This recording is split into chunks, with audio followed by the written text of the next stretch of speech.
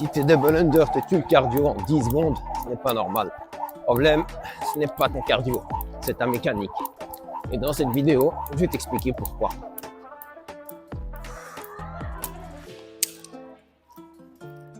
Ça marche pas tout le temps. L'erreur courante quand on fait des double under, c'est souvent de ramener les pieds vers l'avant. Regarde ici. À chaque saut, les pieds passent devant et les hanches suivent. Avec la corde, tu te projettes vers l'avant à chaque répétition. Du coup, tu sors de ton axe. Ton centre de gravité se déplace, tu perds la verticalité. Et surtout, tu casses ton rebond. Tu passes d'un mouvement élastique à un mouvement forcé, donc beaucoup plus fatigant. Et ton timing avec la corde disparaît. Maintenant, regarde la différence. Les pieds restent sous les hanches, le corps reste vertical, tu sautes sur place et là tu retrouves le rebond. Le rythme devient plus naturel. La corde passe presque toute seule. Retiens ça. Tout se passe sous toi, jamais devant. Autre erreur. Avoir les bras trop écartés. Du coup, la corde devient plus large et plus lente. Ton rythme devient irrégulier et tu compenses avec les épaules au lieu des poignets. Maintenant, regarde la différence. Les coudes restent proches du corps, les mains devant les hanches, la rotation vient des poignets, la corde reste compacte, le rythme est fluide. Retiens ça, plus c'est compact, plus c'est facile. Erreur suivante, lever les genoux trop haut. Regarde ici, à chaque saut tu montes les genoux, du coup tu casses le rebond. Le mouvement devient lourd et lent et tu te fatigues beaucoup plus vite. Maintenant regarde la différence, les jambes restent presque tendues, saut court, léger, tu rebondis sur place, le rythme devient naturel, retiens ça. Tu ne dois pas sauter haut, tu dois rebondir. Petit détail important, la longueur de ta corde. Si elle est trop courte, ton timing devient extrêmement serré. Tu dois compenser en sautant plus haut, ce qui casse ton rebond et ta mécanique. Une corde légèrement plus longue te donne plus de marge sur le timing et te permet de rester relâché. Et c'est exactement ce que tu veux pour des double under efficaces. De la vitesse de poignet, pas de la tension dans tout le corps. Le premier drill que je vais te proposer, c'est un drill qui va habituer ton cerveau au bruit que la corde fait quand elle passe sous tes pieds. Donc ça donne ça. Je vais sauter et quand je suis en l'air, je vais taper 2 fois sur mes cuisses. Prêt?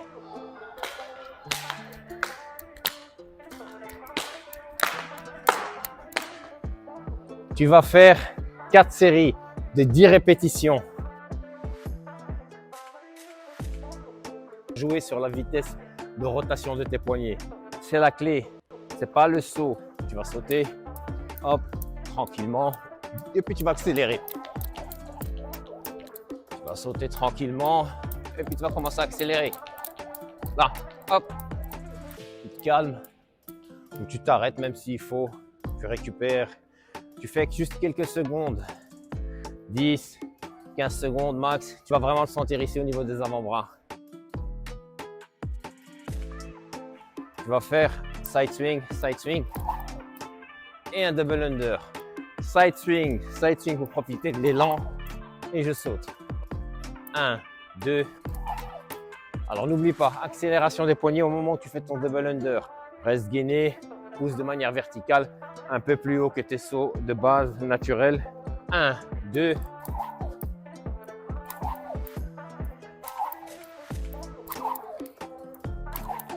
Alors si ça te fatigue trop, tu peux te reposer entre chaque répétition. Tu n'es pas obligé de les enchaîner. Le but c'est que au fur et à mesure, tu en fasses 1, puis 2 d'affilée, puis 3. Et quand tu arrives à 10, normalement là tu auras déjà fait une bonne évolution au niveau de ton cardio. Donc je te montre, c'est 1, 2, boum, 1, 2, 1, 2, 1, 2. Jusque 10, ça c'est ta cible. Une fois que tu arrives à 10, tu passes au drill suivant. Celui-là, il est un peu plus technique parce que tu vas devoir sauter, accélérer pour faire ton double et décélérer pour revenir en saut de base. Ça, c'est très technique. C'est pas évident. Donc, tu vas faire 1, 2, 3, 4. 1, 2, 3, 4. 1, 2, 3, 4. OK? Donc, 4 sauts ou 5, à toi de voir. Un double. Ensuite, quand ça tu maîtrises, tu vas faire 4 sauts, 2 doubles. 2, 3,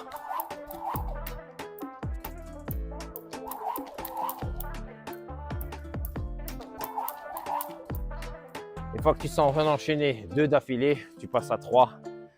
Et ici, ta target, c'est 5.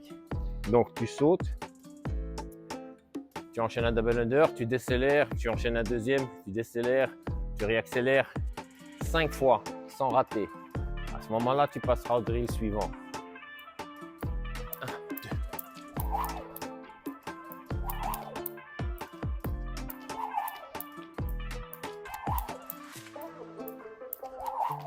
Disons que ta target est atteinte, tu vas passer au drill suivant. Tu fais ton double et tu enchaînes directement 2 doubles sauts. Ça fait. Ensuite, une fois que c'est bon et que tu maîtrises 2 sauts d'affilée, tu vas partir sur 3 sauts. Et tu t'arrêtes. Une fois que tu maîtrises 3 d'affilée, tu passes à 4.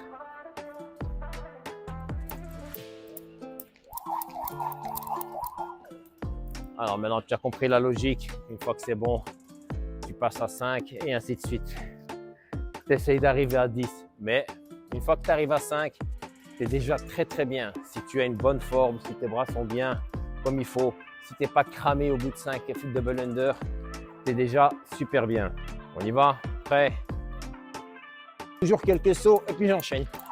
1, 2, 3, 4, 5, 6, 7, 8, 9, 10. Voilà. Alors, pour les drills, je pense qu'on est bon. Ready, set, go.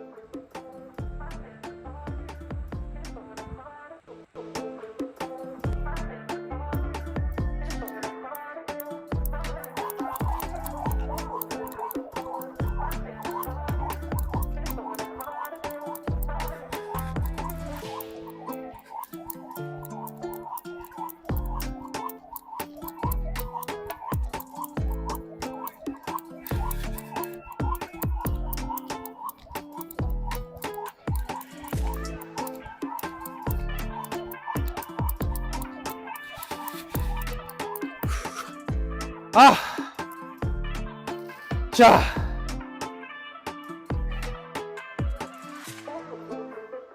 Et voilà, là comme tu peux le voir, je suis pas complètement explosé.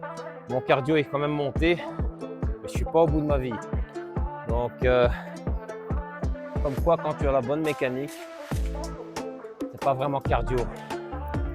Donc voilà, écoute, si cette vidéo t'a aidé, n'hésite pas à me laisser un commentaire et à t'abonner. Et moi je te dis à la prochaine. Bye, c'était SK.